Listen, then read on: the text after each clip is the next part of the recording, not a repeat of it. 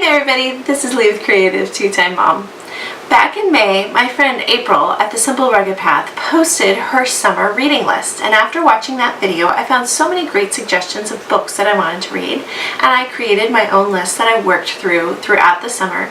Didn't read as much as I wanted to, but still found some great books, and it was really a nice goal to set for myself. So earlier this week, when she posted her fall reading list, you guys know I just couldn't resist taking part.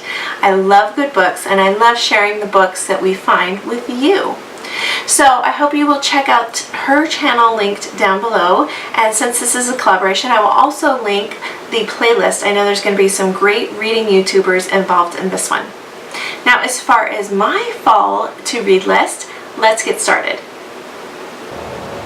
So before me today, I only have a couple of books, and that is because I'm going to try to work through several of my books on my Kindle, as well as utilizing my local library. The first one is Staying Stylish by Candace Cameron Bure. This is a book that I have had on my to-read list for a while, and then it came out, and the Kindle version was free for only about 24 hours. So I picked that up, and I'm wanting to read that one.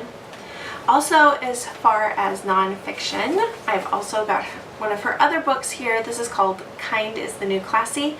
This has been on my wish list for a while, and I'm excited to read this one.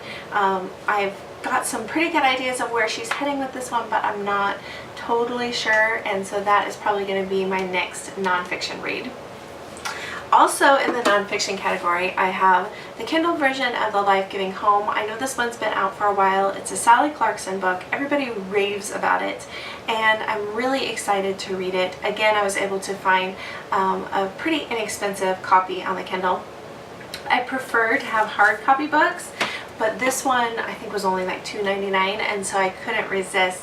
I'm excited to read that and kind of see her ideas, because she is really a great mentor in her books to me and my family. The last book I chose for nonfiction books, and so the last book in my nonfiction category is called Last Child in the Woods. This has actually been a book that has been on my to-read list for a really long time, but it's pretty thick, and so anytime that I've been able to pick it up from the library, I only get a few chapters in and somebody requests it, so I haven't been able to read it. So the next time that it comes in on my request list, it's going straight to the top of my priority.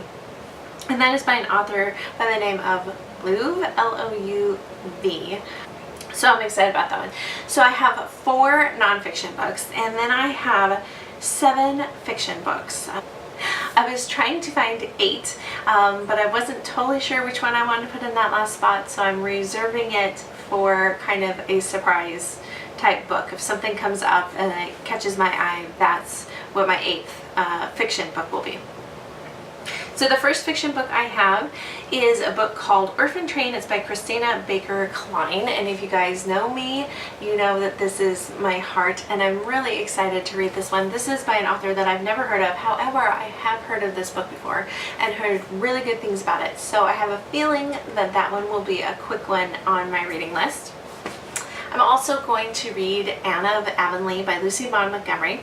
Last year I read Anne of Green Gables. Those books just kind of speak fall to me, and that might be my 8th fiction book. I might go into the 3rd one in the series. I just love that series. She writes some amazing books. The next one is a book called Growing Up Itchy, and that's on my Kindle as well. It's by an author named Ian Smith. The subtitle is A Modern Day Tale, or A Tale of a Modern Day Pioneer Kid. And since we are delving a little bit into this nature study, getting out in nature, which is so much our family, the title just intrigued me. So I guess it's kind of fiction. It's probably more biographical nonfiction, and I'm excited to read kind of his take on what that was like to grow up that way. The next one is The War That I Finally Won. It's by an author named Baker, and it's probably a 6th, 7th grade level book. The precursor to that is The War That Saved My Life, and I read that last year.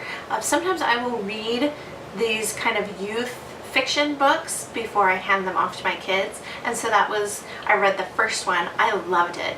My daughter wasn't so into it, and I think I will encourage her to read it again when we study World War II. Maybe she'll be more interested then. But for me, since I love the first one so much, I'm excited to read the second one. Along the same lines, there is a book called Elephant in the Garden, and I cannot even pronounce this author's name. Morogo? It's again a World War II junior high, 6th, 7th, 8th grade fiction, historical fiction, and it follows a zoo that's kind of been destroyed during the war and how they're trying to save the animals. So I thought it might be something my daughter was interested in, and I just wanted to preview it and read it myself first because it looked like something I would be interested in as well. The next book is a book called Firestorm, and I was talking to somebody this past weekend, and she's a big fiction reader, and she was telling me about an author named Nevada Barr, and she writes all these books. Her main character is a national parks ranger, and this particular one is written in Lassen National Park, which you guys have seen in our videos before. It's not that far away. This is the 4th in the series, and that's where I'm going to start. I'm hoping that it doesn't throw me off by reading these out of order, because that's the one I'm most interested in, so that's the one I want to start with. We're seeing it sounds like they're kind of mystery, maybe murder mystery in the national parks, and following the clue, and lots of nature and lots of fiction, but lots of fact woven in as well. So I thought, oh, that totally sounds like us and totally sounds like something I would want to read. So that one is on there. And then the last book I have to share with you guys is called The Christmas Remedy. This is not actually coming out till October, so I might not read it until after the holidays, but I'm hoping to get to it in the fall. It's by Cindy Woodsmall, and you guys know I love her as an author. She's absolutely amazing, and she started writing books with her daughter-in-law, Erin Woodsmall. It's a new book that's coming out, and it looks fantastic. Cindy Woodsmall writes lots of Amish fiction. And she is probably my favorite all-time Amish fiction writer. I just love her work. So I'm super excited to read that one and hoping to get to it before Christmas, maybe in November sometime. We'll see. That one is very, very high on my priority list when it comes out. So that is the list of books that I'm hoping to read in the fall. Leave me a comment down below. Let me know what are some of the books on your to-be-read list, and do you have a growing stack like I do? Also, don't forget to check out that playlist down below and let them know I sent you. Say hi. Hope you get some great ideas for your reading, and we'll see you guys next time. Bye, guys.